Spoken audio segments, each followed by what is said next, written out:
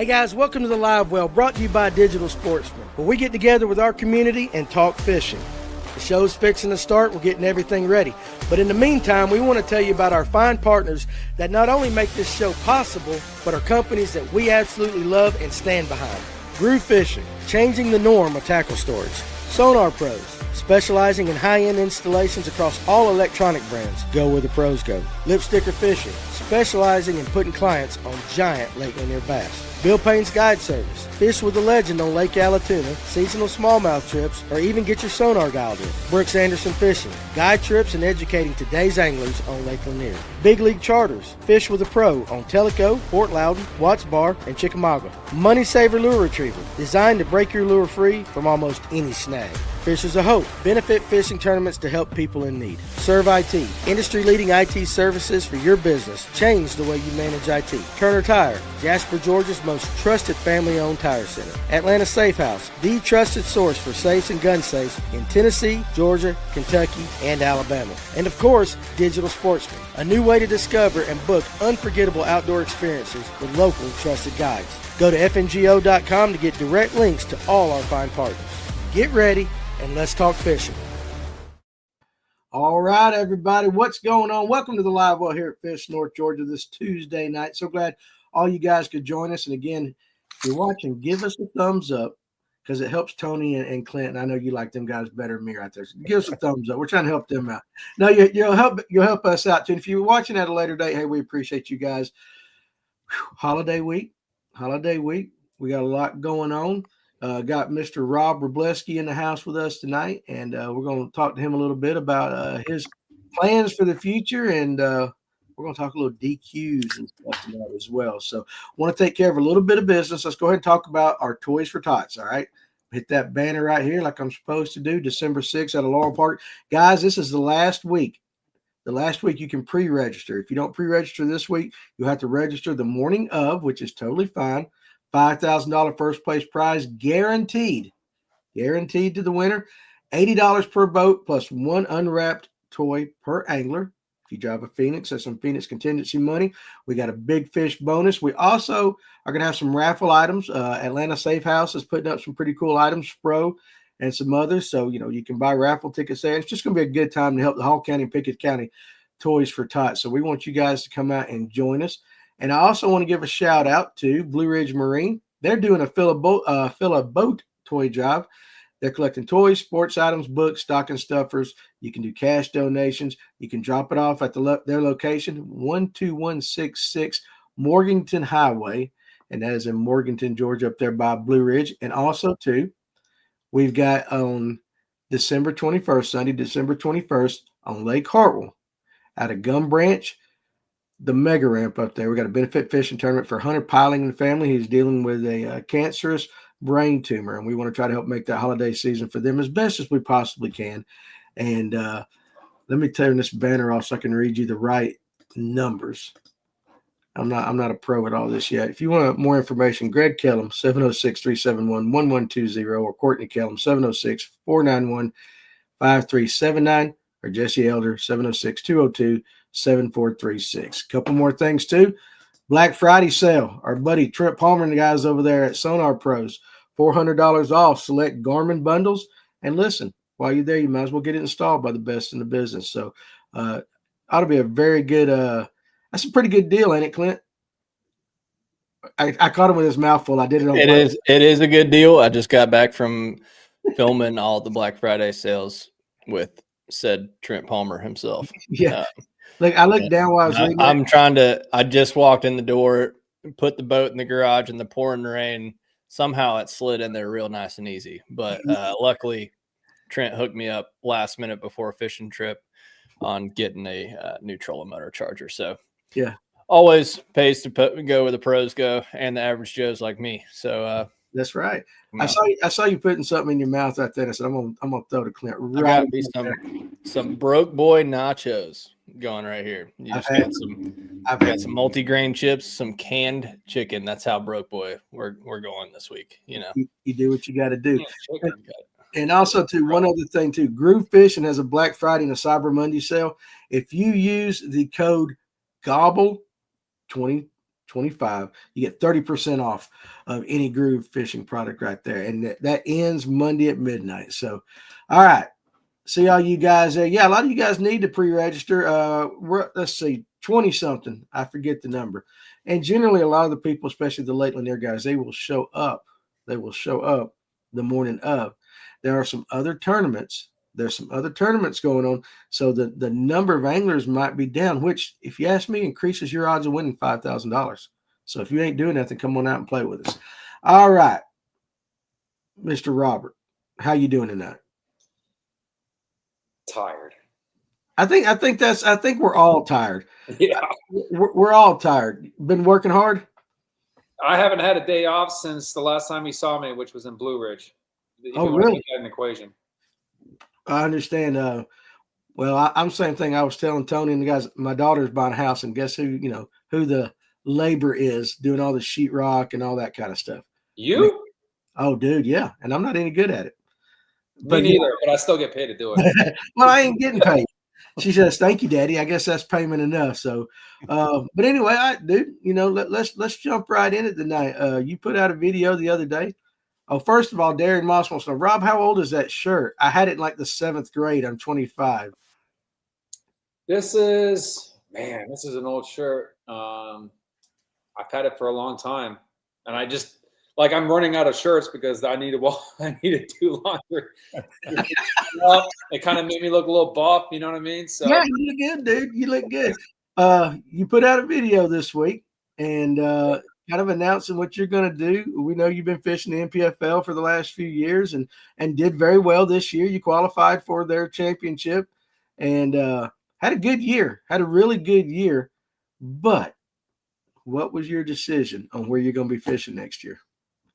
I mean, it was weighing on me. I think I told you before I even made an announcement what I was going to lean to. But yeah, it was weighing on me for quite some time, and I was back and forth on what I wanted to do. And the good thing about fishing at that level is that you kind of got options. I had a chance to do the pro circuit, and then I had a chance to go back to the NPFL and the Bass Opens. But at the end of the day, I'm going to do the Bass Opens Division 1. Really, a couple different reasons. If you want to go down the rabbit hole with this, so I'll start with this. When that schedule came out, I was very intrigued, just because of the 4 events that were announced on that Division 1, which was Kissimmee, Eufaula, Alabama, Lake Norman, North Carolina, and Lake Erie and Buffalo, New York area. And I've done well in all 4 of those areas. So I was like, if I decide to do that, I have a good shot at making that top 50 to fish the EQs. So when they changed the format where they did 2 FS, 2 forward-facing sonar and 2 non-forward-facing sonar, I was like, okay, now we're talking. You know what I mean? Because I know I can swing both ways. You know what I mean? I can do good with FFS and without it. So I thought it would be a good opportunity to do something different. Now, obviously, being in the NPFL for the last 3 out of the 4 years, it really kind of groomed me to kind of get to where I'm at right now. And so going back to my decision, I kind of wanted to wait till after the last tournament of the year, but I kind of really wanted to wait till what the NPFL schedule came out. And then when they finally came out with the schedule, I'm gonna be honest, I love everything about the NPFL, everything, and I appreciate everything they've done for me to give me the opportunity to get my platform set up. And, I've done well the last couple of years. This past season was really, really well. Obviously, we talked about that. But when that schedule came out, I was like, I didn't like it. Didn't turn you on, huh? To be honest, I didn't like it. I mean, as soon as I saw it, I was like, I kind of made my decision right there. Even though my heart was leaning towards going back to the NPFL and then seeing all the big names coming back and then more names coming through, I thought it would be a good opportunity to, to kind of stick with it and try to challenge myself to fish against these guys. But, I think Danny, you and me talked about it. So I think you had Emil Wagner on there one time, and he kind of pretty much put a staple saying that, no disrespect to people that fish the NPFL, but a lot of people don't respect the NPFL because it's you pay, you play. Mm-hmm. There's no qualification to get in there. Right. If you have the money and the jangle, go ahead and pay for it and fish. So I kind of took that at heart, and I was like, okay, he's basically saying that we're not good enough. So I was like, all right, if you think I'm not good enough, I'm gonna have to prove myself that I'm a lot better than what you think I am. Right. I'm not trying to say he was saying that about me, or it's just a general idea. Like he basically said that, like, to get the respect and get a bigger name for yourself, you have to fish the elites or fish the Bass Pro Tour. Right. NPFL is growing. Don't get me wrong. I mean, the roster came out. The roster came out yesterday, and there's studs fishing it. Hammers that fished BPT before, guys from the elites fishing as well. I mean, it's a whole grand scheme of like great anglers. Yeah. But at the end of the day, to get more recognized, whether it's sponsorships or just people realizing who you are, you kind of got to make a name for yourself in Bassmaster. And at the end of the day, that's the decision I wanted to make. I wanted to do something different. I wanted to challenge myself. I also don't want to spend a quadruple amount of money because every year it's like 40 to 45 grand. And yes, I do get sponsorships, but it's not like what you all think about it. Mm-hmm. Like, ARC doesn't sponsor, give me money. They give me good deals on rods and reels. Bruiser Baits gives me a little cash. A couple other companies and stuff like that. I had to pull strings just to get some kind of cash. And it's like, I was able to break even the last couple of years, and I was pretty satisfied with that. But I wanted to focus on putting money into my business. So I did the math. The 4 tournaments that I were to fish, the Opens, would cost me plus entry fees about $12,000 a year to fish. So NPFL is about plus entries is about 45 grand a year. Right. So if you do the math, that's $30,000 plus dollars that I'm going to be saving, that I'm going to put towards my business, and something that I've been trying to grow for quite some time. And it's going absolutely crazy. Like I just mentioned, I haven't had a day off since the day that you saw me fishing that Blue Ridge tournament. I've been grinding. I literally walked in that door at 7 o'clock, took a shower, ran to go get some beer, and came back and hopped on this. Yeah.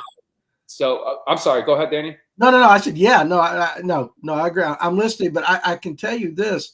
I remember Emil sitting to my left at the shop. I remember the comment, and I remember you were watching that night in the comment section. And I remember in the back of my mind thinking, okay, because you and I have had some conversations like that. And I said, I bet Rob's fired up. And before the show, I was talking to Tony because I hadn't watched your video.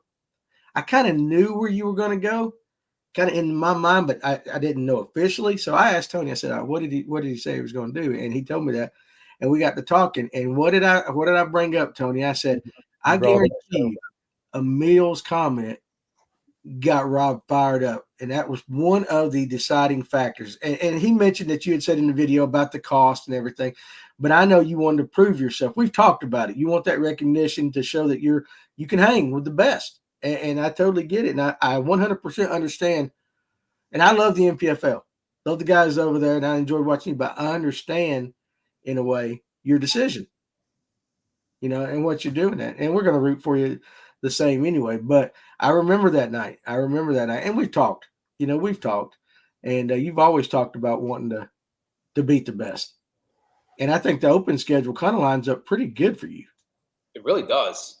I mean, for your strengths, it lines up good, dude. It does, and that's what I'm so stoked about. I really just want to go attack and do well and just beat these little kids' rear ends. And it's funny because when I announced that video, I had a couple of people call me. He's like, "Hey, you're going to join the Bassmaster DQs, because everybody's getting disqualified, whether they get polygraph or whatever." Listen, I've been polygraphed one time in my whole life, and that was when I was at the age, that was about 20 years ago, and I was trying to apply for a correctional institute, the big prison down in Florida, because I wanted to become a cop. And so I wanted to start my way into prison and work my way up. And so I went through a bunch of tests and stuff like that. And one of the tests was a polygraph test, which I passed and stuff. And, so I'm a little familiar with how it works. But, let's see what happens. Let's see if I get polygraph in the Bassmasters. That'll be interesting. So hopefully I pass. If I don't, then you probably guys won't ever see me again. So no, sure. Well, I mean, Tony's had one. Clint, have you ever had one? I don't think so. Yeah, I haven't either. I just tell them I'm guilty as hell. No need to polygraph me and all that. So, purse fishing. Alex says, I like the NPFL. Let me pull it up here. I got to do my job right here. I like the NPFL, but I can totally understand why Emil feels the way he does about it. But on the same token, I know Rob can get out there and fish with and keep up with those guys, so I like to see it. So there you go. So you got some support right there. And it is one of those things, though, that I hear all the time. I actually put out a TikTok today about some of the new guys coming out, Rick Clunn, and then like Welcher not being there, Christie, all that. But there was a couple guys in the comment section that said the NPFL is a bunch of has-beens, and you know what I'm saying? It's some people actually believe that. But damn, I mean, there's elite guys fishing it that still go both ways and all that. I'm like, there's a lot of talent right there. But I think it's going to have to deal with that, persona for. What do you think, Clint, Tony? I mean, until it gets a qualifying trail. I mean, I feel like they're going to have the feeder system eventually and try to do it like the opens to the elites kind of deal. I'm sure that's kind of the bigger vision. But I mean, the hard part is like, for me being a fan of the sport, I feel like the NPFL has been great and fun to watch. But the problem is like, you only know some of the guys or whoever. It's like, but like I look at the MLF side of things, I don't know any of those guys. I don't hear about them. I had no idea there's a tournament going on this past week at Caddo. Like, had no idea. Right. It's like, I guess like you can get blinders on so fast. So I feel like it is hard to raise that awareness of like what's going on and who the anglers are, depending. And it's like, it's hard to make a name for yourself because everybody's a patch pirate. Everybody's sponsored by Woo Tungsten, 10% off code. Use code Cletus 10. Like there's so much of that going on that it's hard to be different and stand out. Even those that are known for being different and standing out aren't even relevant that much anymore. So it's tough. It's tough. Tony, what do you think? I mean, for me, so I know somebody that fishes the NPFL that I made friends with years ago. And when he told me he was a professional fisherman, I said, "Oh, who you fish with?" And he said, "The NPFL." I had to go look it up. Didn't know who they were. And this is several years ago, but it makes me wonder, a lot of it with the rule changes and the coverage being bad last year, they're still growing. You know what I'm saying? It's still trying to get big. They've got to figure all that out. But I see where some of the guys say, well, it's not they don't have a feeder system or whatever. And kind of like Clint was talking about. But on the other hand, I look at it and go, most people that are watching it, that are criticizing it, couldn't hang with the guys fishing the NPFL. Oh, let's take the money out of it. Let's take the money part away from it. So it's unfortunate that it gets that stigma right now. But honestly, I mean, give it another 5-10 years, I think it's going to be right up there with, where we're at now. I don't know if it'll be a Bassmaster deal, but I think it'll be way bigger than MLF will ever be. I think so too. You think so, Rob? I mean, you fished with it at the trajectory of the league as it is right now. I know why you're going, because I know you want to make it a Bassmaster. But what do you think? It's definitely it's a league that's growing like you wouldn't believe. I mean, it's going to surpass. It's eventually going to surpass MLF, and I think at one point it might eventually pass Bassmaster. I think the thing with Bassmaster is. It's just there's just so much BS going on behind the scenes that nobody really talks about. Yep. And I know there's a little bit like that in the NPFL, but it's not publicly announced like it is with Bassmaster or with MLF, especially with the DQs and just there's so much crap that happened this past year. I mean, they definitely took a staple on that. But at the end of the day, NPFL is going to start growing. I mean, this is the first time since the league. I think they're going into their 6th year. I think it's the first time they ever had a full field announced. I mean, let's just put this in perspective. Last year, I mean, they were, when they cut off the lineups and stuff like that, they didn't have a full field. Right. So a couple people had dropped, and then they re-invited a couple people just so they can fill it back up. And I think this year with the no forward-facing sonar really brought a lot of people that really wanted to fish it and fish the old school way and stuff, which is great. I love fishing without forward-facing sonar, and I love fishing with it just as much without it. Right. But like what Clint was saying is that, at the end of the day, Bassmaster is like the New York Yankees or the LA Dodgers right now. You know what I mean? Because Yankees are relevant right now. They suck. They do. But, they're just the cream of the crop, at the end of the day. But NPFL, I feel like in the next 2 to 3, 4 years, once they get, more people and more big names involved, I think they're just going to be just as big. And again, bring up the whole feeder system. I think that's something that they've been wanting to do for quite some time, and I think they got a game plan. Obviously, it's not going to happen in 2026, but it might happen in 2027, 28. Look at it this way. I'm not fishing the NPFL in 2026. Doesn't mean I'm not fishing the NPFL in 2027. I mean, when I called Brad, I told him, there was some issues with my elbow. I just didn't want to be that person that fishes the first 2 tournaments and I have to get surgery and then I'm out 2 tournaments because I got to recover. And then what happens is that when, a few people drop out or not fish that tournament for medical exemptions, the payout is a little bit different. You lose a couple spots. So I just don't want to be that guy.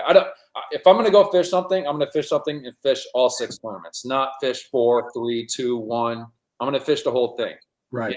Then what's the even point of signing up and wasting all that money? And that's why I wanted to do the opens because, again, I know some people don't have the money, but $2,000 at the end of the day is if I lose $2,000, it's not even a big deal. Like $5,000 would be a big deal, or it's $5,200.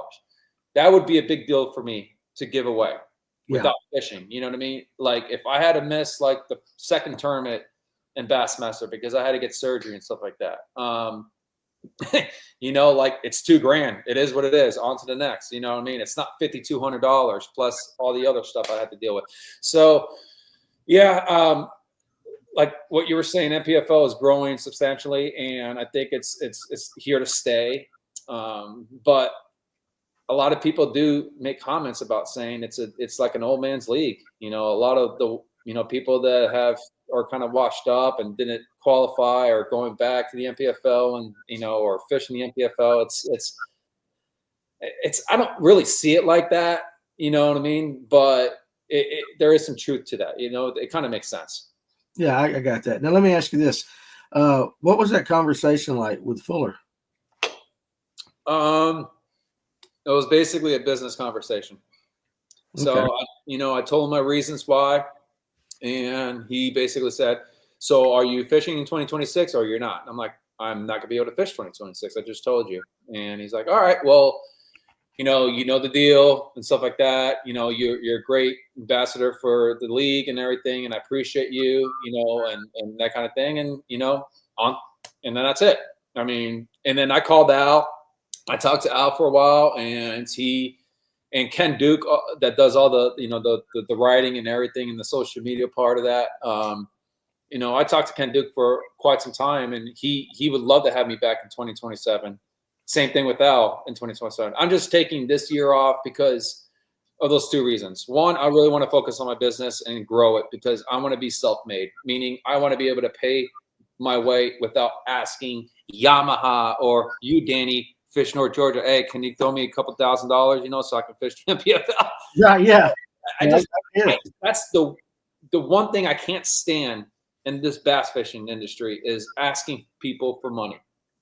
Mhm. Because I don't have time anymore to go and do social media stuff and post videos and stuff like that, like I did in the beginning of the year, because I didn't really work. All I did was fish, and I have to work to survive and pay for things and pay for a house and pay for bills and just fishing in general. It's not cheap. It's expensive.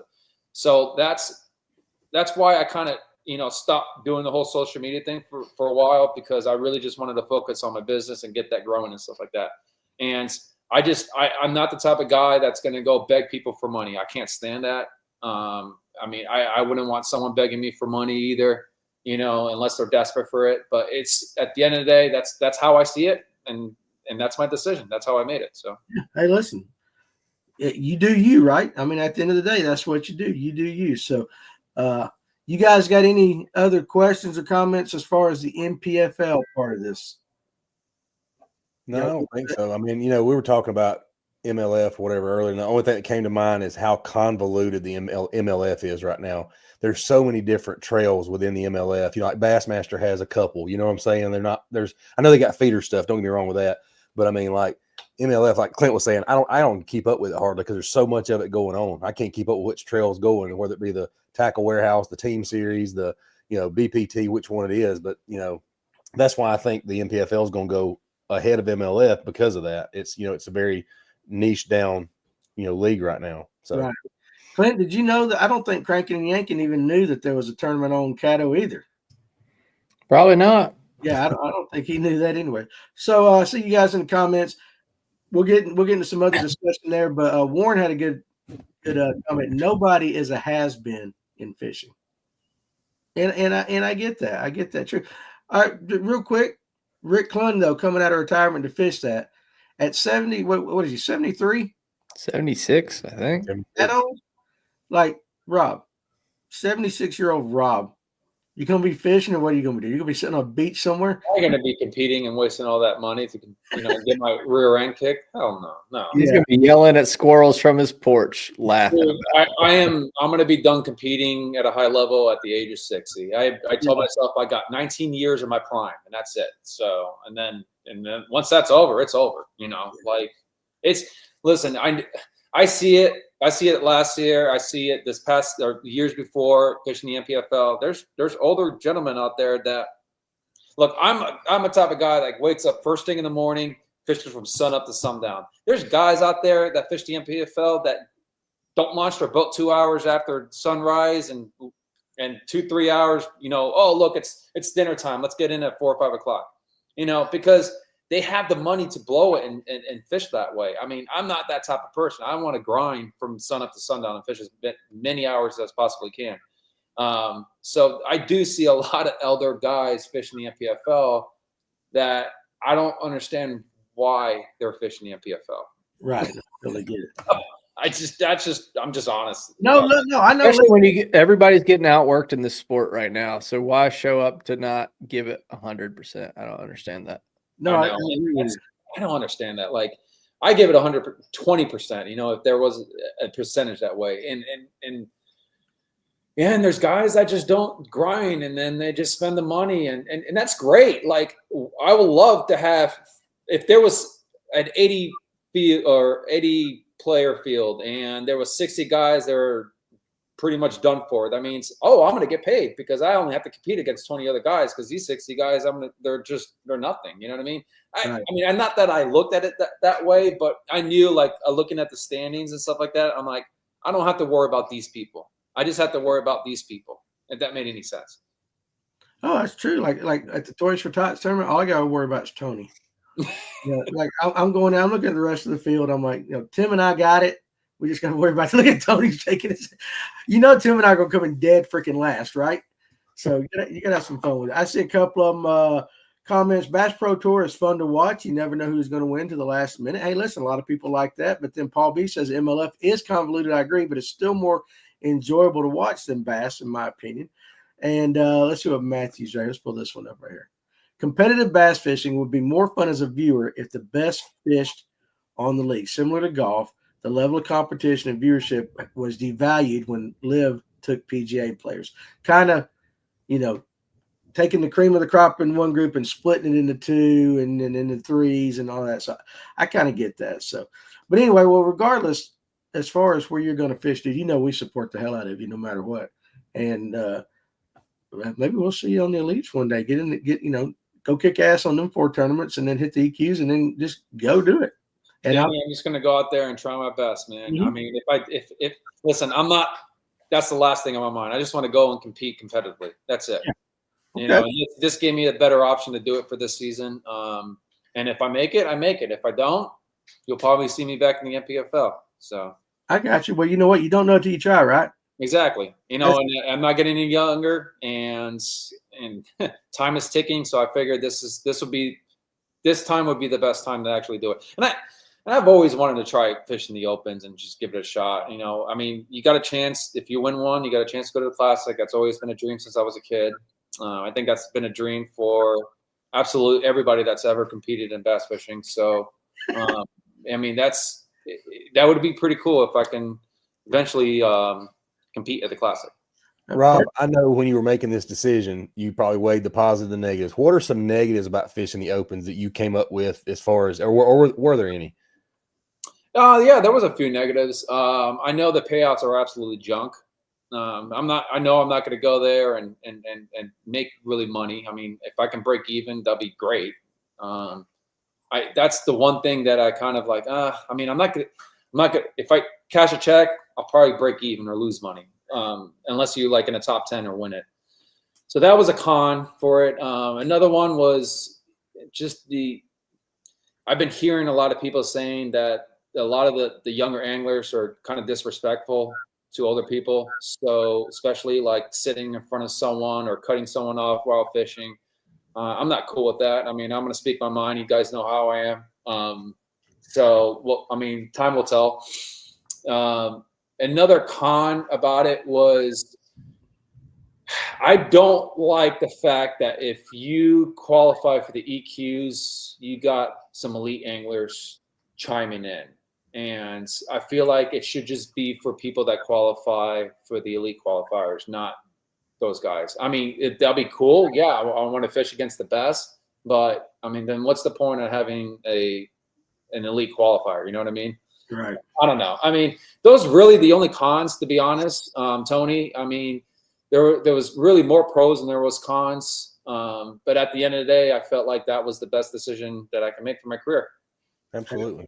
We got a couple comments kind of fussing at you for having a Christmas tree up already. Thanksgiving there, Rob, you got your Christmas. Listen, my house was decorated 2 weeks ago, and it's women.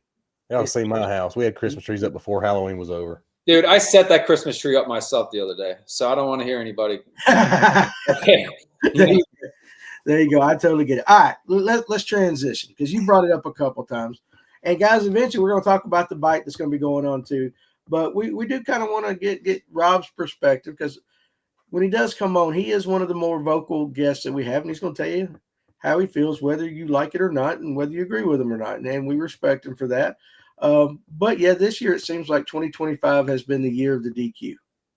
Whether it has had more than 2024, I don't know. But it seems like in the media, we're always hearing about somebody getting DQ'd. We always hear people talking about polygraphs, whether, they're not admissible, there's got to be better ways and all that. Just from an angler's perspective, what are you seeing out there? Is it really elevated this year? Are more people getting caught, or are we just knowing about it? I feel like I know that sounds crazy. I think it's a good thing having these DQs and people getting disqualified and getting caught. And it's going to happen more often now, as years come, because there is some shady stuff goes on. I mean, there's some shady stuff that happens in the NPFL. So, like, do tell. We didn't have any forward-facing sonar this year, right? Okay. Out of 120 guys, do you think there was a handful of guys that decided to turn it on because they wanted to cash a check or anything? No one knows. No, I mean, like the little device that they were given to us, I mean, it's very easable to snap that thing, get some super glue that thing on, and no one will ever know. You know, so it's like if I can figure that out, and then I'm going to sit here right now. I've never cheated or never did anything wrong in my entire life of fishing. Okay, but if I can figure something like that out, why wouldn't someone else try to get a better edge? You know what I mean? And try to sway something different. You know, especially the no information rule. You know, like in the beginning of the calendar year, we're not allowed to get any information from here, you know, for the rest of the season. And now they change it for 30 days before. And I think the pro circuit is doing the same thing. I'm not sure about Bassmaster. Is Bassmaster doing the same thing, Clint? Is it 28 days before? The email hasn't been sent out yet, but it's pretty heavily rumored that that's what's going to happen. Okay, because Slick Little Teeth Johnson posted a video about it. So, did you say Slick Little T Johnson? He's got the smallest little teeth in the industry. But yeah, Little T. Little T. Okay, all right. Okay, I get it. Ryan says I cheat all the time. I know you do, Ryan. Like that. Well, okay. So, I mean, I'm kind of trying to figure out where to go. Where to go with that comment. Because yes, I can see that. I could see the possibility of doing that. But I would think that it would be harder than that. You see what I'm saying? I'm trying to figure out if it's just a matter of snapping, unsnapping, super glue, you know. Yeah, I mean, it's the possibilities there. Oh yeah. And the wrong guy, given the possibility, might do it. I'm not saying any of the NPFL or the right guy in a bad situation that feels like that's what he has to do. Yeah, you know? Yeah. Just in order to catch it, right? And, you know, you're making a living fishing, so you're figuring something out. I mean, all these people they're buckling down to everybody, and a lot of people say, "Oh, it's a little extreme and everything and stuff," but you know, listen, you're getting caught. Do things the right way. I mean, I think Slick said that there was a high school tournament out of Lake Russell, and one of the captains, the adult captain, went ahead and took a basket of fish out of the water, and he said, "Oh, you only weighed in five fish for like 5.5 pounds. Like, why would you even cheat that way?" You know, it's like there's a lot more of that stuff that happens, and you know, and they keep it under the belt. Now that last part of the comment, they keep it under the belt. Who keeps it under the belt? I just, you know, there was. I'm not going to mention names, but I know a guy that fished the PBT for the last couple of years. Told me that there is a lot of those guys, those prima donna guys that have done very, very well, have gotten a lot of information. And since you are like the face of the franchise, you know what I mean? It's kind of, it would be detrimental for that person to get caught cheating. So that's why people get tax fines behind the scenes. And I think that happens with Bassmaster too. And you know, I don't know what happens with the NPFL. I've never came across that situation. The only DQ that I've ever seen, there's only 2 DQs that I've ever witnessed in NPFL. Well, the first one was Baron Adams got DQ'd because he didn't have a fishing license when he won the tournament at Wright Patman. Yeah. In 2023, I believe. And then Skeeter Crosby on, you know, the last day of Sandy Cooper, he, you know, told his camera guy, "Hey, I wonder how's Buck doing?" You know what I mean? His traveling partner, and he got DQ'd for that, which it's just whatever. It's blasphemous, but that's just me. But so, like, you know, but other than that, I don't know any other situations with the NPFL other than, you know, the 2 that I just mentioned, and then everything that has happened with Bassmaster and MLF, and then some shady stuff behind the scenes. And listen, that person could be steering me wrong and telling me the wrong information, but like when that person has no reason to lie and, you know, goes by the book and is a believer in Jesus, I don't see why he would lie about that. That's just me. Okay, no, I get Where that. there's smoke, there's fire. Oh yeah, like, and eventually they're going to get caught, you know, and everything. But listen, when you have money, you can basically it puts out some fires for sure. Well, like I said, so I mean, everybody knows my stance on the info rule. It's sometimes a little too well. I just think they should do away with it. Let you guys just run what you brought and all that, as long as you don't pay for the info. But nobody likes my idea, and so we have to go by what everybody's going with. And Jerry, right here, our buddy Jerry, says, as far as the polygraphs go and the strict enforcement of the no info rules, that is what the anglers ask for. The ones that get caught up in it need to stop complaining. But it just seems like, damn, dude, every week somebody else is getting caught or failing a polygraph or something like that. And it just kind of, to the average guy that doesn't fish tournaments, they're sitting back looking from 80,000 feet, looking down on the landscape of professional tournaments and like, well, damn, they're all a bunch of cheaters.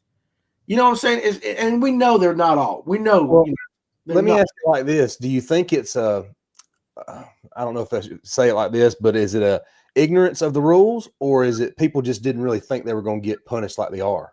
You know what I'm saying? Like, I'm going to keep pushing that line until I get punished. You know what I'm saying? Like, either they didn't know they were cheating, or I say cheating, whatever you want to call it. I'm not calling anybody a cheater, that they were breaking a rule, or they just didn't think they were going to be punished to the severity of what they got punished. I mean, I wonder that sometimes, because I mean, it's awful lot of it all at one time. You know, like maybe they've been getting away with it for so long. They're like, you know what I'm saying? Like, it's finally getting punished for something they've been doing this whole time. It's like, oh, now they're going to, out us for it. I mean, yeah. I don't know. Yeah, no, I agree with that too. I mean, it could be two different ways. People could be ignorant about the situation and they just don't realize it, and then they get caught, or people really know, how to like persuade things and try to beat around the bush and try to just right on that edge. I'm like, I'm not going to step over. I'm going to be right there, but I'm still getting away with it, Yeah. So, I mean, like the whole no information thing, it's like the beginning of last year, we were like, once the calendar year happened in 2025, January 1st, I wasn't allowed to get information. I got some stuff told to me before the cutoff. It was basically navigational things, like Sandy Cooper, the first tournament. I'm like, I asked a couple people, I'm like, I don't want to know spots. I just want to know where not to run. Yeah. Yeah. So, because I don't want to screw up a lower unit and bust that. That's an expense that I don't want to have to pay for. Right. And a couple guys told me that for the St. Lawrence River tournament, for that one, they were like, "Hey, listen, Rob, they're gonna probably be on beds, so fish shallow." And I was like, "Okay, I'll go fish shallow," and that's what I did: fish shallow, fish for beds. But I was given that information before the cutoff, so. And trust me, I've had a lot of people, like even recently told me that, like this past week, I had a guy called me Monday, a good friend of mine, and he goes, "Hey, Rob, what's going on? I just found out you made a decision to fish the elite, or not the elites, the opens. Do you need any information on Kissimmee, because that's your first event?" And I was like, you know what? I don't want any information. I don't really care. I don't need to hear anything from anybody. I'm just going to go out there and fish and grind. It's what I did last year, and this is what I'm going to do this year. Yeah. So. Let's see. Let's pull up old Ryan. And yeah, Kyle Welcher, he did leave the NPFL. Ryan, if you pay attention to social media comments, the whole DQ cheating, rule breaking is driving people away from tournaments, at least according to their personal statements and opinions. And I agree with them on that, because I'm a comment reader. I love when somebody makes a post. The hell with the post, I go straight to the comments. You almost can tell I'm serious. Like, I don't have to watch the whole video. I just go to the comments and I can get, it's like a Cliff Notes, for the whole thing. But one thing I do notice is, let's say a guy has like a major infraction, then a guy that has a minor infraction, and they result kind of in the same thing, maybe different punishments and all that. But in public opinion, they're considered the same. You see what I'm saying? Like, a guy in a fish basket is a cheater. A guy that picked up his telephone and might not have done what, he's a cheater. And so it's like everybody's lumped into one big cheater lump. You know what I'm saying? And I don't know if that's cool, but that's the way social media plays it out sometimes. I mean, you guys seeing the same thing I'm seeing? Oh, all the time. And that's the problem, like we talked about it the last time with the polygraphs and stuff. Just because you so I think it was the Queen Tackle was saying that he had like 5 or 6 inconclusives. Yeah. Well, typically inconclusive means they can't read it. Like there's not enough information there to read deception or truth, right? So it's not usually a fail, so to speak. It's just inconclusive. But I guess he got disqualified because of the inconclusive. So he didn't fail. So he's not a liar. He's not a cheat. He just came back inconclusive. And there's some people that that take polygraphs that way. So I mean, the court of public opinion, though, he's a cheater, and that's what he got disqualified for. And that's what I'm talking about. And I also think too that sometimes the tournament organization could help buffer that a little bit. Like okay, this was an infraction. We had to disqualify him, but he wasn't pulling 5 fish out of a basket somewhere, right? But at the same time, let's see. And I feel like the term solicit information is getting lost all of a sudden in this whole polygraph thing. Yep. Like the past few DQs haven't been guys asking for information. It's just guys that have admitted, like, hey, this guy told me something, but here's me telling you that this happened. Like, right. Well, I mean, when you read a law, like any Georgia law, let's say the word intent is there. There's a whole bunch with intent. It's the same way with the Bassmaster or any of these, polygraphs. It's what the intent you were doing. And then, like Clint said, solicit.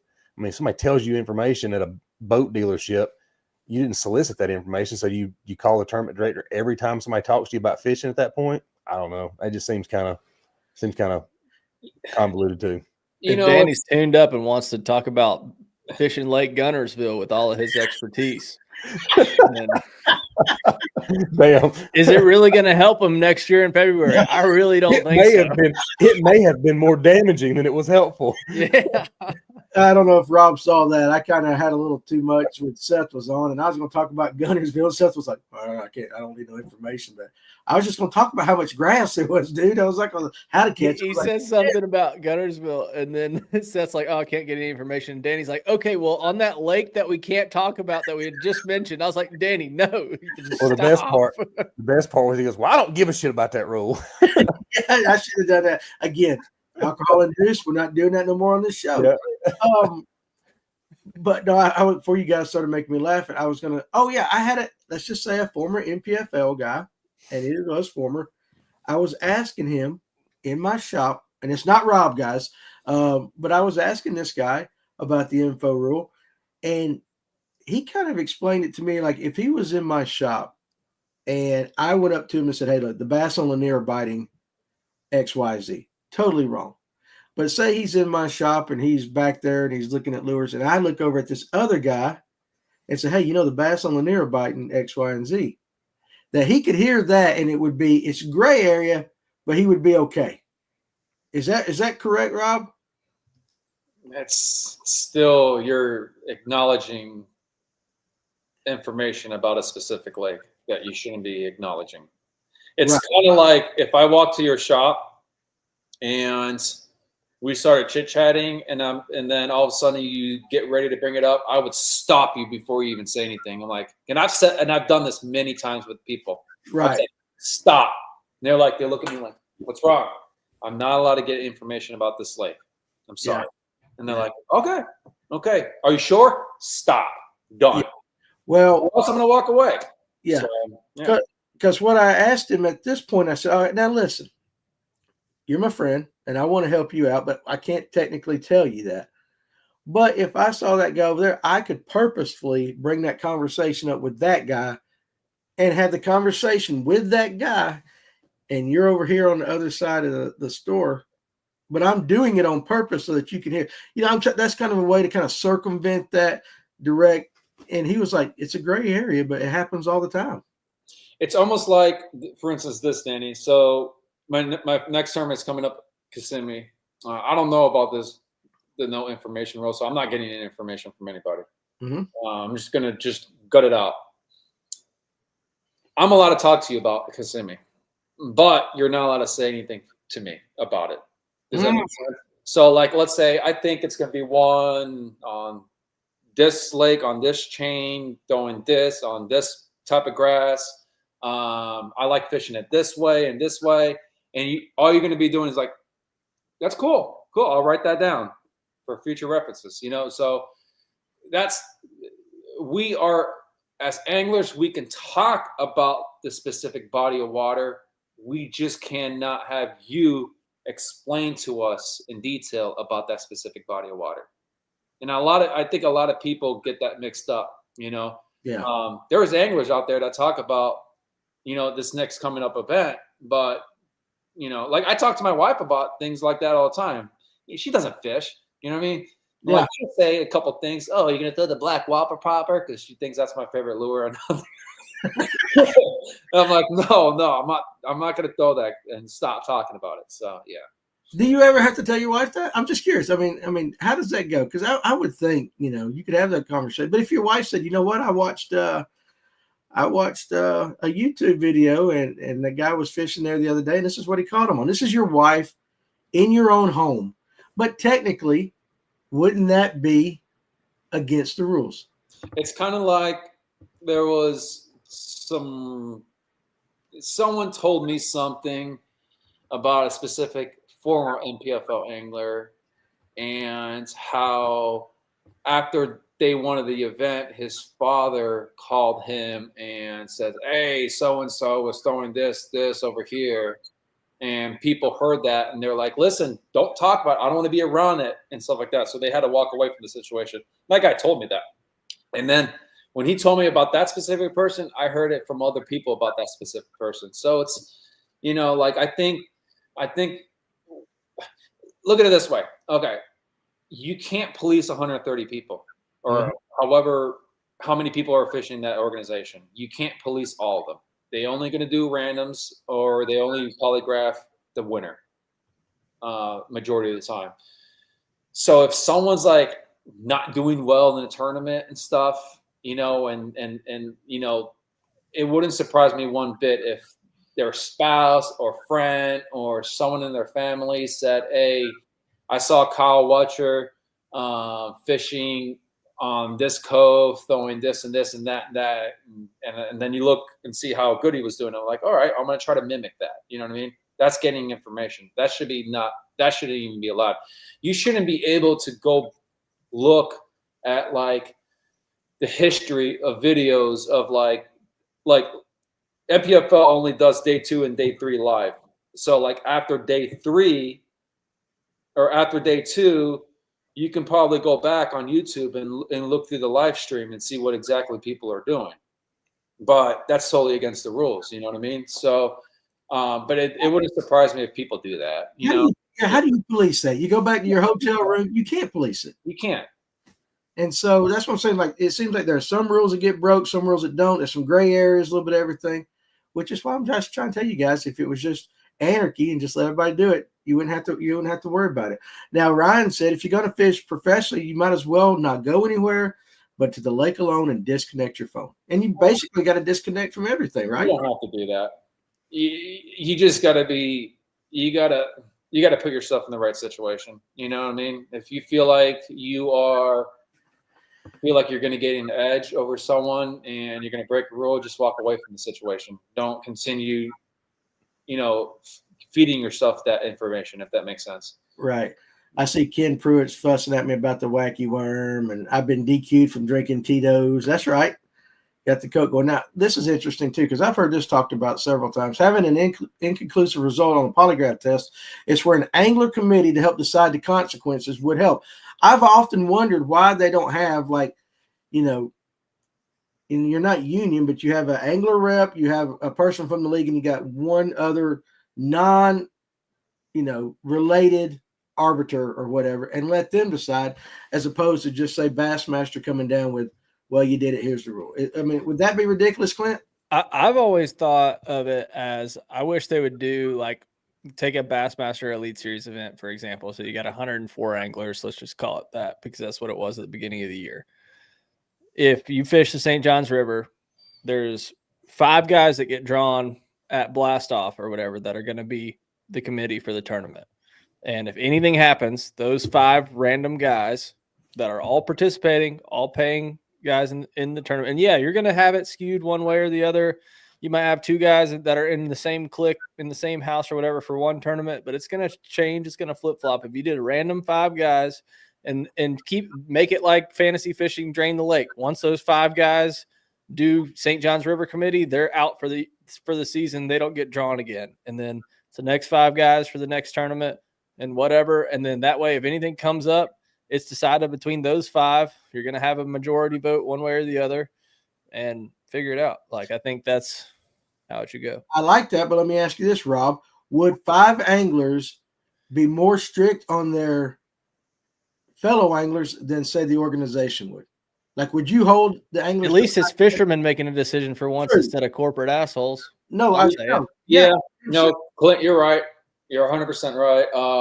I think that'd be a really good thing for any of the leagues to try to create. But we'll see what happens. I mean, maybe we can get together and come up with a committee like that. I mean, that'd be pretty cool.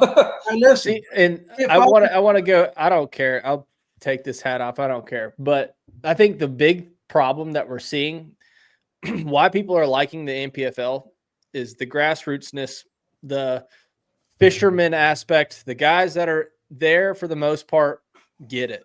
And as a company grows and gets bigger, you get these people in these head positions that are getting scout from other companies because they're great at Coca-Cola and whatever they were doing. And then, all right, now you're over fishing, and all these big box corporations are getting into this. Now people making decisions aren't fishermen anymore. It's not grassroots anymore.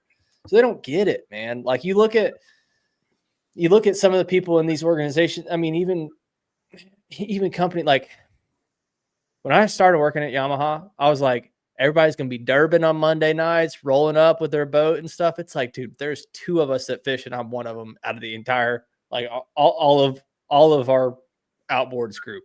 Mm-hmm. I'm like, it's not, you don't think of it that way. But then, like, Rather Outdoors, like my buddies over there, like all of those Joes fish. Everybody fishes. Everybody is living, breathing, fishing.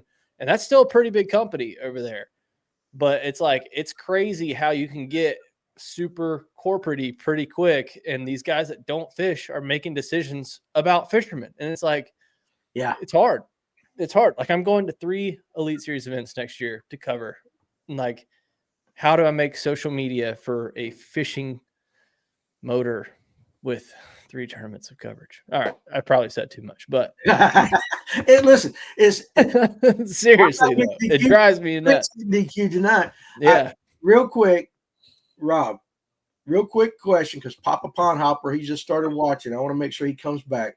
If you could only throw one, are you throwing a black whopper plopper or a black buzzbait? Black whopper popper. Oh, God almighty, you suck. The biggest one you can possibly find. I love you, Rob, but I hope you get an eternal ass itch for that answer on that question. I do right now. So do you? Take care of it. Did y'all see? Put up Tyler Shelnutt's comment, because I like which it. One? Yeah, that one. That one.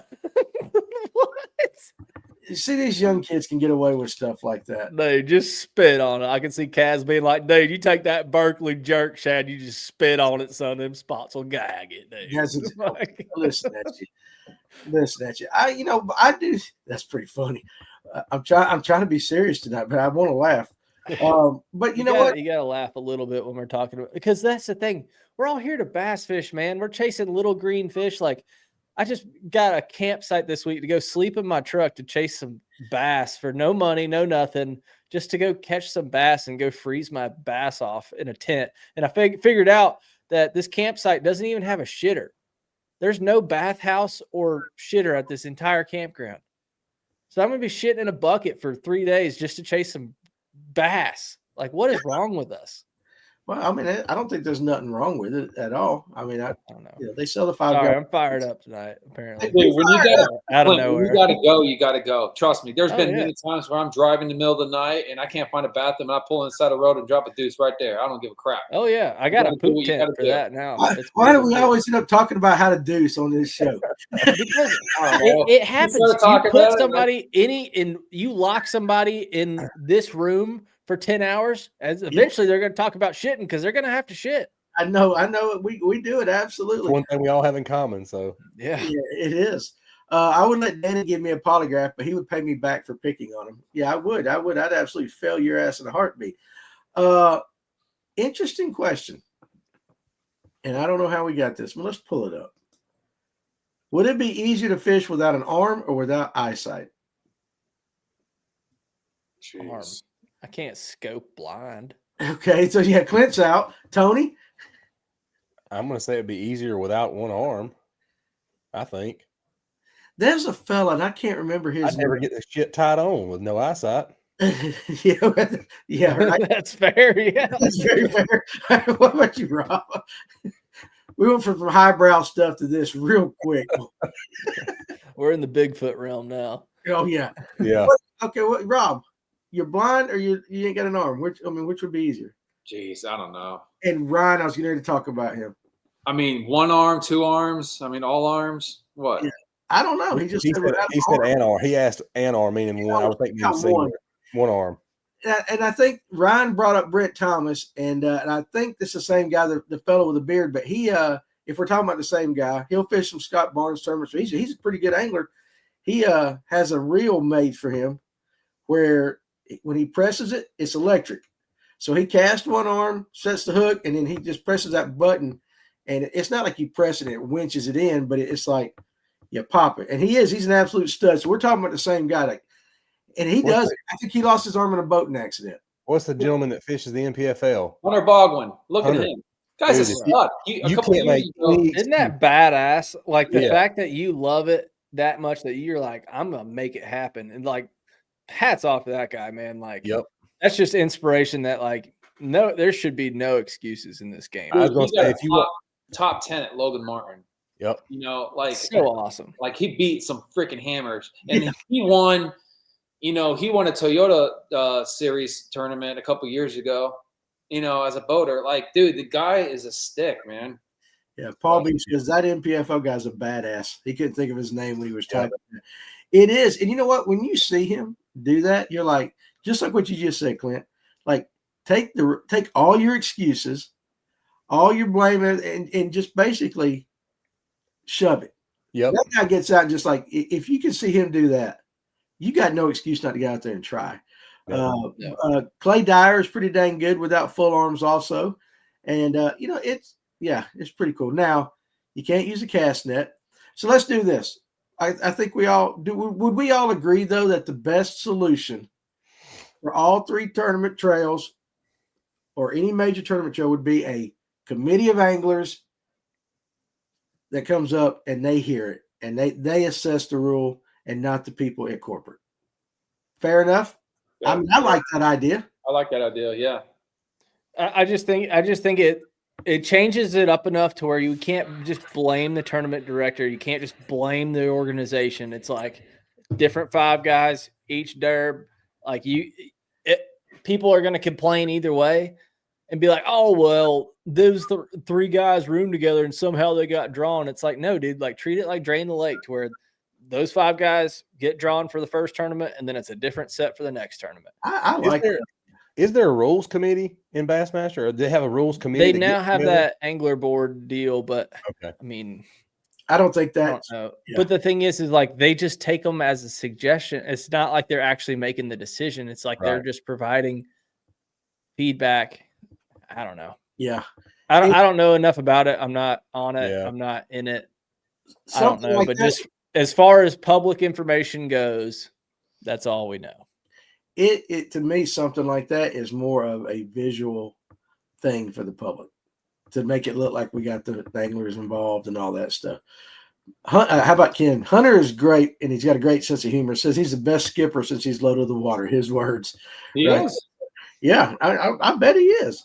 All right, let's do this. Let's transition for the last hour. Let's talk about the bite going on right now, because a lot of guys are going to be fishing over the weekend. I'm going hunting, but some of you guys are actually going to go fishing. And so what are you seeing on the water right now as far as patterns going on? We got a big cold front coming in. Temperatures are really going to drop over the next, I think, starting tomorrow night, Wednesday night, nosedive pretty much. Probably a lot colder up in Tennessee where you're at. And I saw like low. Now we're going to get lows down here. I think Thanksgiving morning, the wind chill is going to be in the mid 20s, you know, so nasty weather. How's that going to affect the weekend bite, Rob? Oh, I love that kind of weather. The colder, the better. Just me. I mean, it's going to affect it, but I don't think it's going to be that crazy. I mean, because it's going to start warming up again. You know what I would throw? Minnow, obviously. I mean, that's your number one choice bait out there. What minnow you been shaking lately, Rob? What'd you say? What minnow you been shaking lately? I mean, I feel like they always change. I got it in my mind. Let me see if I guess it. I like the Sacamante shads. I got so many of those things that I throw all the time. I throw sometimes the Zoom, the Fluke, the smaller version of that, and then sometimes I'll throw our bruiser bait, minnow that we have, the 4.0 or the 3.0. I kind of tweaked it a little bit.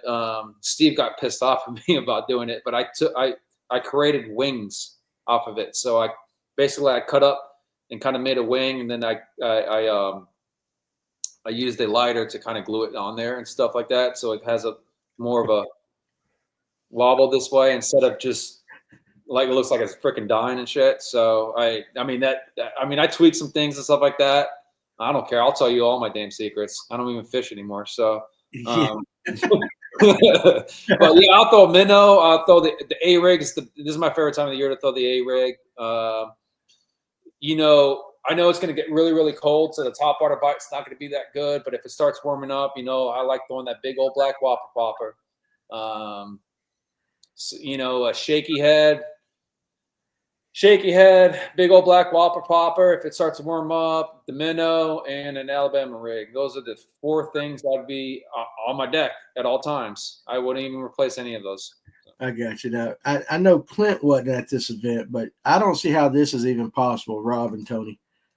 Blue Ridge had more fog last week than it did November 1st, but I hear the bite is fire. There ain't no way in hell you can get too much more foggier than what we had up there that day. I don't know that we could have put the boat in much more fog than we had. That was so much fun. I don't even want to talk to you about that turn. Dude, I had a limit in 5 casts on the top water. No, I don't even talk to you about it because Tony, that was Tony's perfect top water setup. He made a video about it. This is when I like to throw that, and he held up the damn thing. But we didn't throw the first bit of top water. Nope. And then you're over there throwing top water, and just you and the other guys, y'all just slaying them. It was dumb. It was absolutely dumb. Those guys didn't even have one fish. They were next to me, and I was whacking them. They're like, "What are you throwing?" I'm like, "I'm waiting for the fish to blow up, and I throw over there and I catch them." Yeah. we didn't have any blow ups around us hardly at all the entire day. Yeah, that's weird. It was just that little specific cove area that was behind the marina.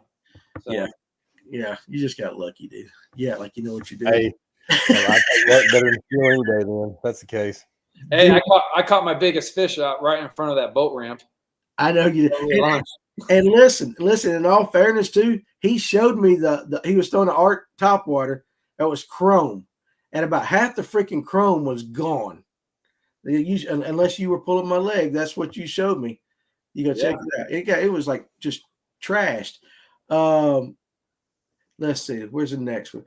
It has to stay cold for a while before it affects the water. I agree with that. You guys, it can change. It's still going to drop 7 to 10 degrees this week. It can, yeah, for sure. What's up, Cranking and Yanking? He says, "Hello, Scopers." Cranking and Yanking was watching a kayak episode last night. So he's a kayaker too. We're gonna make him one. You guys keep wandering around in the middle. I'm jig fishing. So I have thrown the dag skirt off a jig this weekend, and I got one bite. I threw so many different jigs. I believe he sent me a picture of when he caught. It's not the bite happening right now. I'm sure. It's just I feel like it's got to get just like this cold front needs to hit, and then I think it'll finally. I get the colder it gets, I think the jig bite might happen. I know this this year, January 2nd, I caught my PB on one of the jigs that Danny tied on, 10 pounder on Teleco, and I was just fan casting in front of a dock, and it was like 1.5 foot of water. The water temperature was like 53 degrees. I mean, so they do get shallow. Fish stay shallow all year long. It doesn't matter how cold it is. Yeah, absolutely.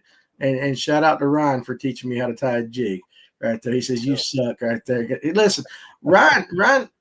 I think he's talking to me because I can't catch him on a jig. Yeah, that's what I'm saying. Good. Glad you think that right there. And Cranking Yanking goes, "So I'm late. why are you not fishing the NPFL? Did you hit a dock or something? Nah, he's going to absolutely just. Damn, Rob, you're not gonna live that one down. Yeah, no, that's. I was looking at my phone. I didn't even pay attention. I had to put it up there. But no, he's gonna go fish the opens. He's gonna go fish the opens. Try to make the EQs. Paul said he didn't have no luck on a jig last week either. And of course, I'm up in a tree with a bow in my hand, so I'm not jig fishing at all. But Tony, what are you throwing this weekend? If you go, if I go, I'll probably go to Widowie, and I'm probably going to go with the minnow cast echo more than likely, just to start. Just because it depends on the wind too. I'm with Clint. I threw a jig Sunday till I got tired of looking at it. Shaky head, didn't really do anything. It was a jerk bait that I caught the fish on, so it'll be a minnow jerk bait, maybe a jig and spoon, stuff like that. I saw that double up on the Bill Payne rig. It was pretty sick. You know, and the bad thing is I caught that and didn't once think to reach in there and grab the Alabama rig out because they were literally piled up on the bottom. I was just dragging it through. I was dragging the cast echo on the bottom, just bouncing it through fish, feeling them hit it. But I picked that up and caught the double, and that's the only thing I caught on that one. They moved as soon as I caught. They moved, but I didn't think to throw the Alabama rig. Okay, yeah. So Aaron Young sent me a picture of a jig. He caught a farmer special. He caught it. It was a nice one. Right. Let's see. War Eagle the best. Which weather is the best to catch numbers on Lanier in December, January? Sunny with no wind or light wind. Sunny, kind of a breezy day, 10 to 15 miles per hour. Cloudy, light wind, light drizzle, rain. Cloudy and breezy, wind 10 to 15. Sounds like a word problem from social studies. Well, listen, he's a very smart man. I've met him. Yeah, I like it. So, I mean, I'll tell you which one's the best for me to fish in. It's that sunny, no wind, light wind. That's the most comfortable for me to fish in. But I know a lot of people talk about the light wind and light drizzle on Lake Lanier. Yeah, cloudy. Really fires them up. Either the cloudy with the light wind, light drizzle, rain. I got to read this, and then or the sunny, no wind, light wind. I mean, those are the two. Those are the best. They're like two best scenarios I would try. Yeah. What about on Weedawee? We've been on Weedawee. I don't even never heard of that lake. To be honest with you, I like those last some lake in Alabama he fishes. Yeah, I like the last two. I like it to be a little more cloudy. Light wind is always nice, but some days you can get pretty, like this last weekend when I went, the wind was blowing into that certain pocket just right, and I knew the fish were going to stack up in there. So it was just one of those. I could have caught them if I'd have just kept pecking around. I'd have caught as many as I wanted to catch. Okay, I got you. Cranking Yankee says brother broke down, water pump, had to pull his truck home. Hey, life of a brother, dude. Glad you got him home.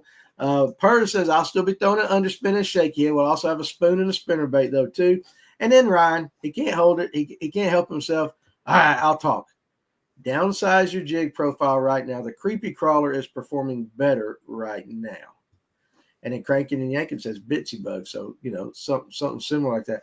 How often, Rob, do you like when you throw a jig, are you pretty much one size guy, just throw it all, or do you downsize, go with some smaller finesse ones? 3/8, half ounce, 3/4 is what I would throw. It just depends. If I'm pitching, flipping dogs, half ounce. But this time of the year, I am focusing on brush piles. So if I notice fish are just in the middle of a brush pile, I'll toss that jig out there and just let it sit and just soak it. I won't even move it. Okay. Yeah. What trailer are you throwing on it? Say again? Trailer.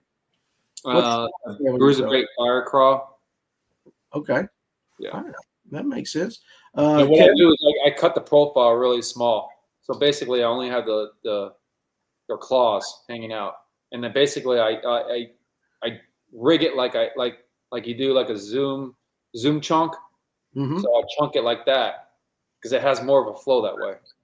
Okay, fair enough. Now, Mr. Jeff Brazil, been catching some on a glide lately. Hopefully it still works this weekend. A-Rig is coming out too with a jerk bait in the wings. So I knew Tony was going to have a jerk bait tied on, at least whether he threw it or not. I knew he'd have one on. He loves his jerk baits. You throw them a lot, Rob?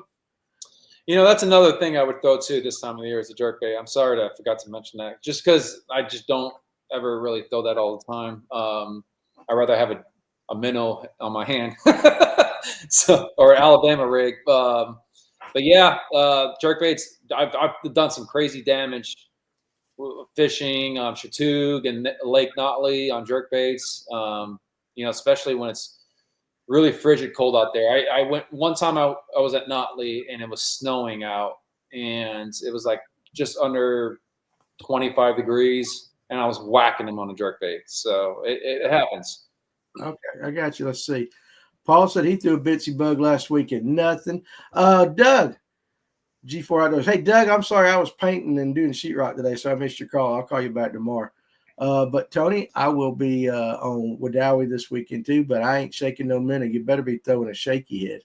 And he's not wrong, but I'll tell you like this. I like going to the lake and trying to figure out different things. Like I know Wroblewski, if you got a shaky head, you're going to catch fish. I mean, it's a spotted bass lake. You're going to catch fish. I like going and figuring out different things in different areas, places where other people might not fish at a little bit more.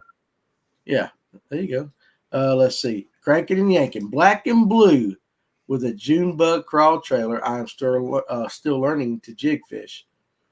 You know, let me ask you that. Okay, Rob, like, would you consider yourself a pretty good jig fisherman? Yep.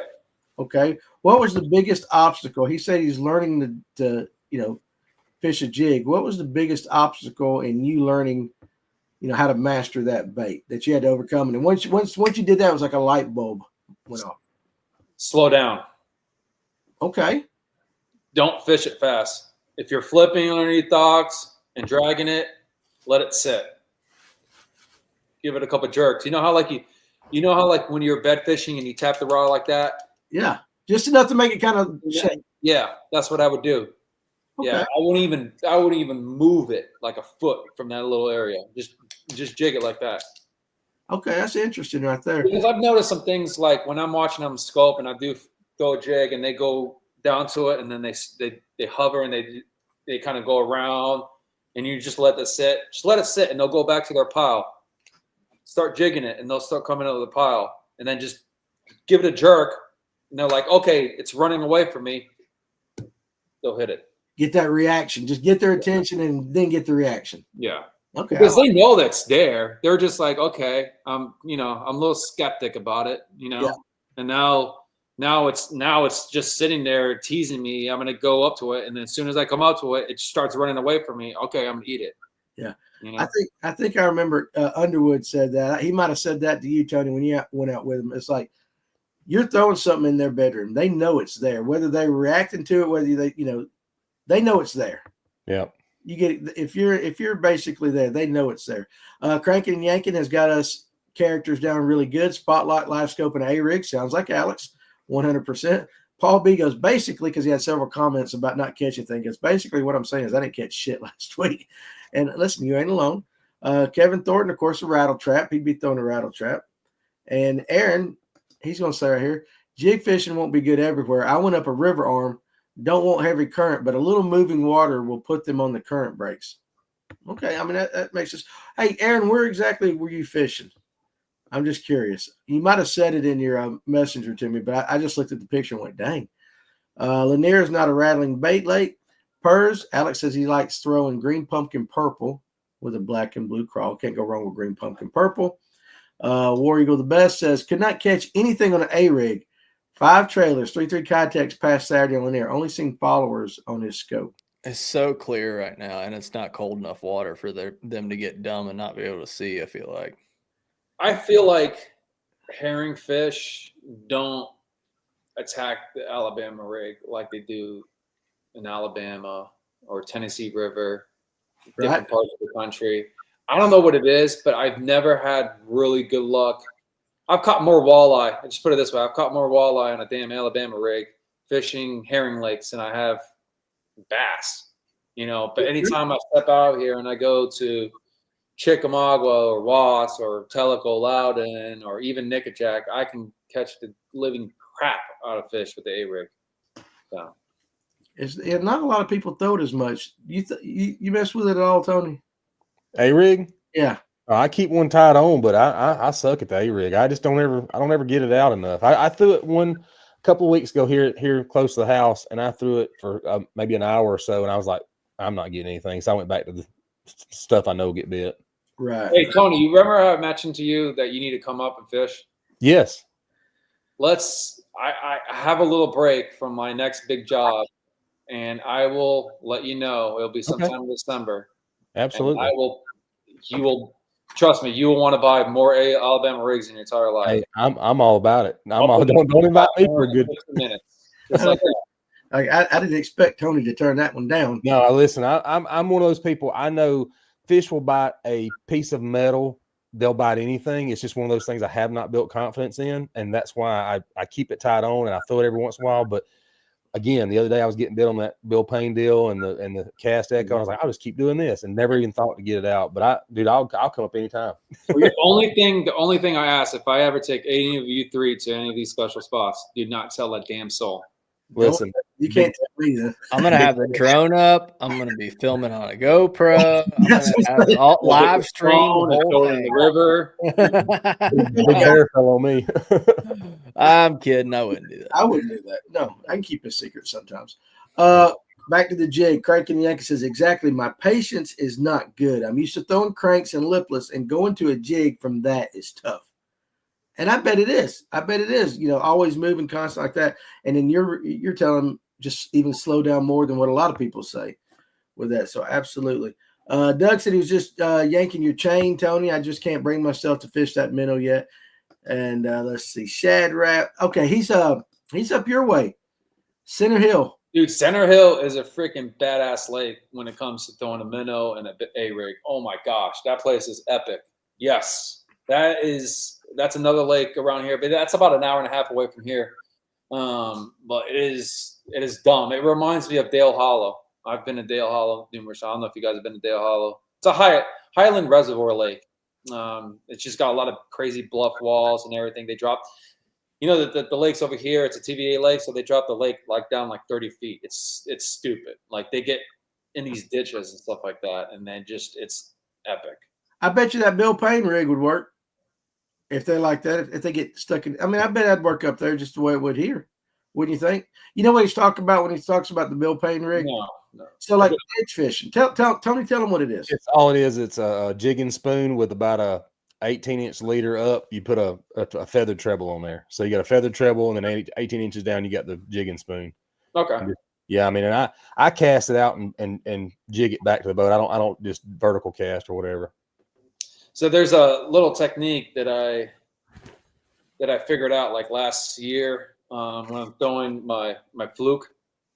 What I'll do is I will do the inline treble hook, but I also tie a probably about a foot leader and put another treble hook with feathers on it. Yep.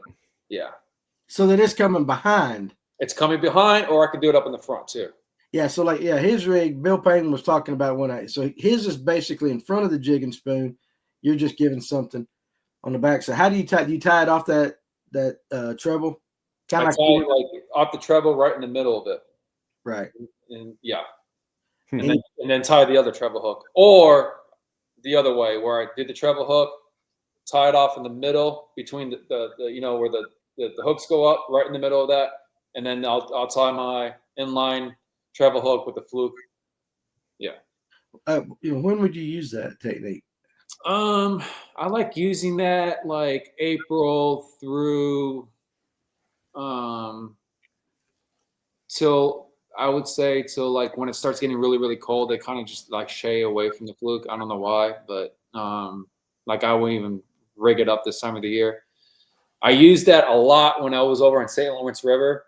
So what I was trying to do is obviously I was bed fishing, but when I had a bed and it was a couple hundred yards away from the next bed, I would just fan cast that fluke, but I would have that little treble hook in front of it. And a lot of times those fish would come out of nowhere and smack. That's how I caught my PB. So okay. Clint, Ryan says you're right. You just need more stained water for an A rig to shine on a herring lake. And that cold water deal is a big thing. I've been doing a lot of research on bass and lately with some biologists, and just they're talking about how a bass perceives light vibration using their lateral line. They rely a lot on the lateral line when that water temp is between 48 and 54. It's a big difference to where they go. And you got to think they've been feeding with their eyes since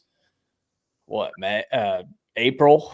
around here. So it's like they are so dialed in, and that's why you're getting so many fish following it to the boat. But like you get that water temp down 10 more degrees right now, and then that's when they start to get a little dumb and it gets fun. Especially with how clear the water is. I saw a question up there earlier, and I don't know if we talked about it. I might have missed it, but you're going to Burton this weekend. Ooh, that place is so good this time of the year. So let's see, Clint. Are you gonna tell us what you're gonna be doing, or you gonna kind of hold it tight? Oh, I know. If you didn't just name drop the lake, I was going to talk about it, but whatever, fuck it. I ain't so basically, I've had this plan.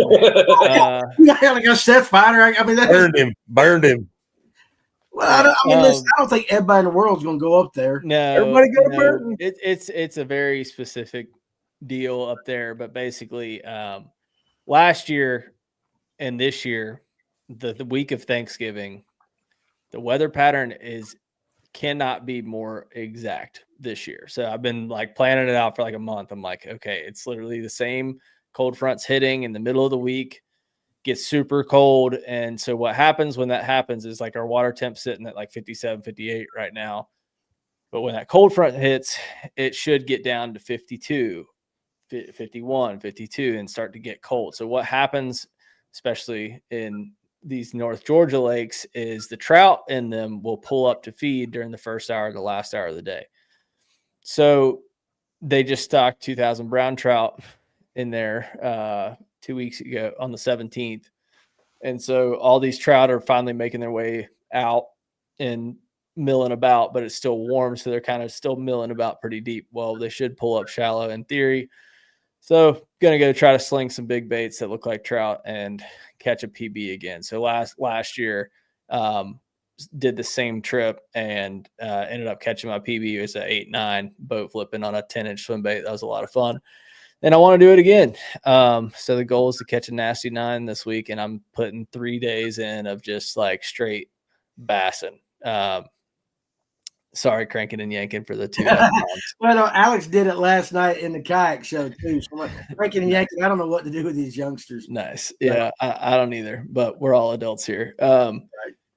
So yeah, that's the goal, is to chase an absolute giant bass. And I haven't filmed a video in a while either. Like it's been like 4 years since I posted a YouTube video. So I'm going to document the whole thing, like bring the camera and drone, do the whole 9 and really send it to try to catch a 9-pounder. It's kind of the goal. So we're going to see what happens. I could come back and not have anything to show for it. I mean, I fished there on Sunday on my way home and those fish are still there. It's just, it just needs a weather change, which we're getting. So you need to come.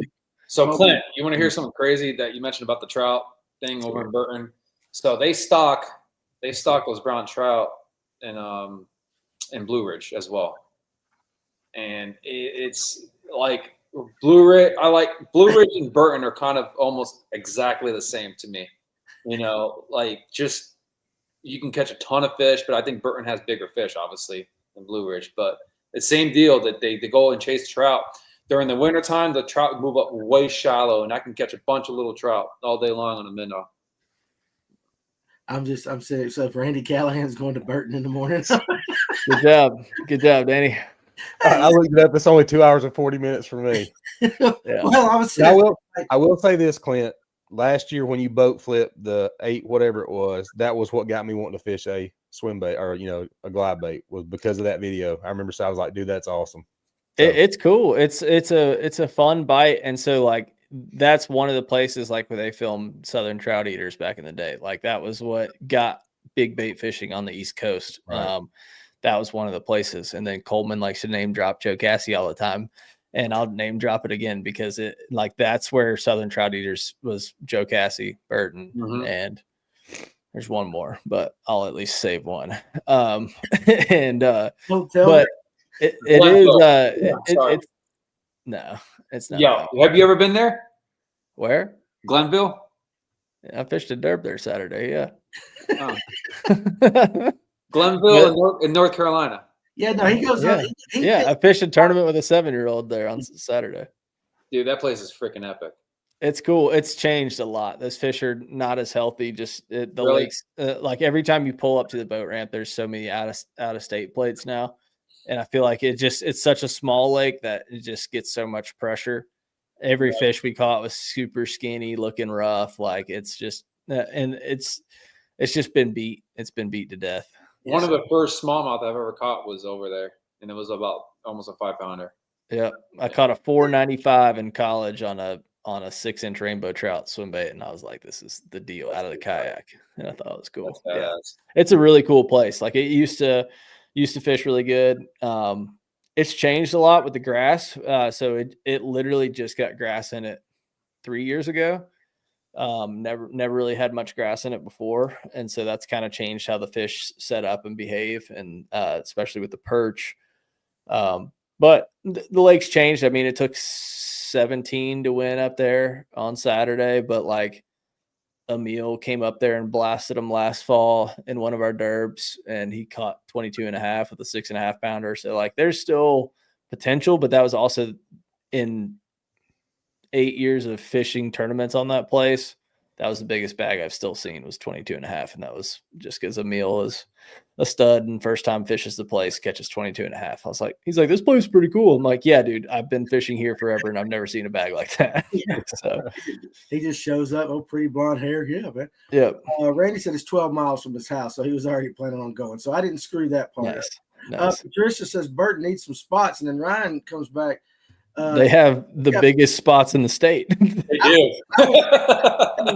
That is one lake that you could put maybe even over Lanier, maybe not on numbers, but on size for sure of the spotted bass. I had 2 5+ spots at the boat on Sunday on a giant glide and like fighting over it, and I was trying to figure 8 and messed it up. But like there's giants there, so that's also another goal is catch a 5+ on Burton because I haven't done that yet. Well, since I screwed up your top secret fishing trip, I hope you catch a PB largemouth and a PB. Hey, we'll report it back next week and see what happens. I hope you find a shitter because you talked about the place. You just didn't say the lake, so y'all go find a campground that ain't got no shitter, and you'll find Clint. Hey, when I make a hole, you fill it, Danny. I appreciate it. I know. I'm sorry. I love you, dude. Question for Robert: what creek in the Tennessee River in East Tennessee would be best for winter fishing? That's such a broad question. What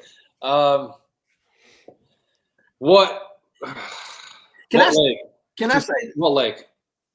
Yeah, I don't know. I like you got to tell me a lake, then I can tell you a creek.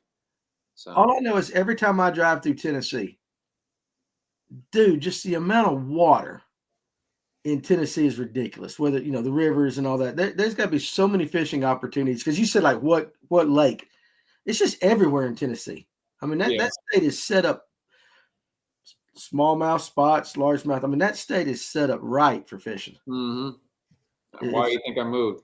Yeah, I know it's crazy. Well, you didn't like Notley well enough, so you moved on up to Tennessee, get a little bit better. Also, like no state income tax, so that helps a lot. While we're blowing up lakes, Notley has some giant largemouth in it. Well, we're just gonna get on the train of blowing up this area. My biggest bag on a Notley was like 26 pounds by myself. I got 2 on a jackhammer, and the rest were on the glide bait underneath the dock. So he says South Holston. On that place can get nasty and it's South Holston. I've never been to South Holston before, but I heard it's freaking awesome. The smallmouth fishing is unbelievable over there. I mean, this time of the year, South Holston is stupid good. I know a buddy that fishes there all the time, and he's like, "You got to come up here. Got to come up here." So, but I'm 5 minutes from a boat ramp over in Tellico. So it's like, if I really want to go fishing, I'll just go there because I know that place in the back of my hand. So how about this? Let's just blow up lakes tonight, guys. We'll do it this way. It's Thanksgiving. Let's be thankful for the lakes we can blow up tonight. If we're going to blow them up, a 30-pound bag on Jackson Lake doesn't get a check.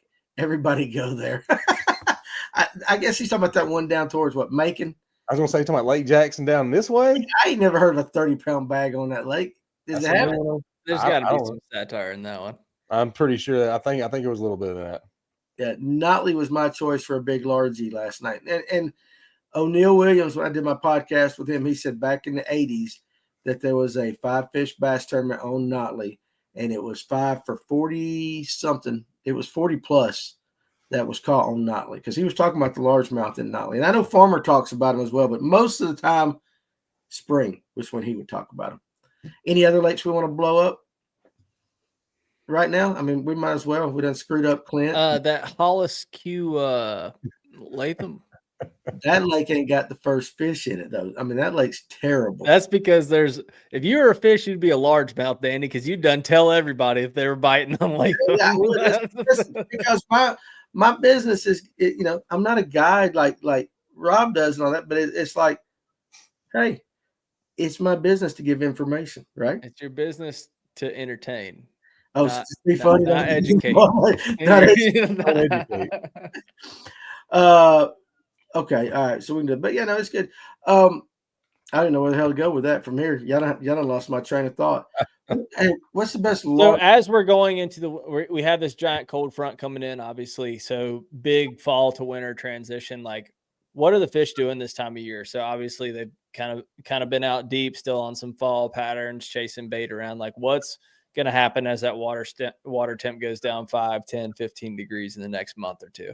I think they'll be stuck more at the bottom, you know, and then like that's where like especially if you're scoping, like you might look at the bottom and you might see like absolutely no fish, but the fish are so hung up there, and the minute you drop a minnow, you just see stuff gravitating to it. I mean, that's what I would do. Yeah, especially this time of the year. But then you also, dude, it's so crazy because like fish are still roaming out and getting and chasing bait this time of the year, and they're still going to be doing that. There's still going to be fish stuck up in the bottom. But don't be surprised if fish shallow, because I mean, I've caught giants in like 45-degree water temperature, super shallow, in like 1.5 feet, 2 feet of water. So it happens. Okay. Here's a good question, guys. Do y'all avoid elastic minnows in the cold water due to the reduction in action? No. No? I actually, when I started, you know, really learning the minnow last year, I went with the Z-Man graph shads to start with, and I had really good luck on those. I mean, I was using them as a ditch fishing type technique at first, just to get bit, so I could finally get bit on it. And then I was out in deep water just looking at single fish using the same one. I mean, I don't think the reduction in, because they're not. If you're thinking about cold weather, maybe the bass are slowing down a little bit. They're not looking for a lot of action on stuff. So I just treated it that way, and I didn't notice a reduction at all. Okay, I got you there. What about you two? Y'all avoid it, or do you even use it? I don't really use it, to be honest. I did just pick up a pack of 7-inch C2s, but I don't really use Elastec very much at all. Ever since they melted in my plastic box in college, I was like, all right. Oh yeah, they do that. Again. Hey Rob, what lakes you got on? Tellico, Fort Loudon, Watson Shake. That's it. So speaking of those, do you want to talk classic? Yeah, let's talk about the classic. Let's go talk about it. Clint brings it up and then hits his daggone mute button. I really like, all right, so like some favorites going into it. How do you think the lake's kind of set up and fish? Like, what do you Trey think? McKinney. So I still think the minnow bite is still going to be active. Personally, I would have a minnow tied on and a glide bait. I would, if I'm going to use a glide bait, I would try to find a bluff wall and throw the crap out of that glide bait in the bluff wall, because I've caught in so many big giant smallmouth throwing that damn thing on a bluff wall. And it doesn't matter how deep the bluff wall. It can be like 100 feet deep, which the lake doesn't get 100 feet deep. I'm just exaggerating. But, I mean, you can go from a deep bluff to a shallow bluff. It doesn't really matter. They're still going to be there. So I think it's definitely going to be one in Tellico. It's not going to be one in Loudon. So those guys are going to be traveling from Knoxville all the way down through the canal, which is underneath that bridge. And then once you get underneath that bridge and then it goes out yonder to Tellico, it's going to be one right around there. Like, I fished like almost in the middle of Tellico. There's a place called Clear Creek Reservation. There's a boat ramp right there. It's like smack dead in the middle of Tellico. So I usually got options to go back and forth around that area. And personally, if I was going to fish, that's where I would go, just because I know where the bigger smallmouth are at over down there. But it's going to be I remember the last classic. People struggle to catch fish on that classic, which was weird. I don't understand why, but I think there are going to be a lot more limits, a lot more bigger bags on this classic coming up than previous classics before. How big? I mean, how big a role will smallmouth play in that? Oh, you need smallmouth to win. You will need smallmouth to win that one. 100%. Yeah, I mean, there's going to be someone's going to catch a big largemouth, but you can't do it consistent. You got to have between 18 and 22 to win. Okay. That time of the year, for sure. You think the weights will be way bigger than they have been in the past classic in the elite? Yeah. Why do you think that's different this year? Is it the time of year since it's a little earlier? It's gotten better. People have figured them out.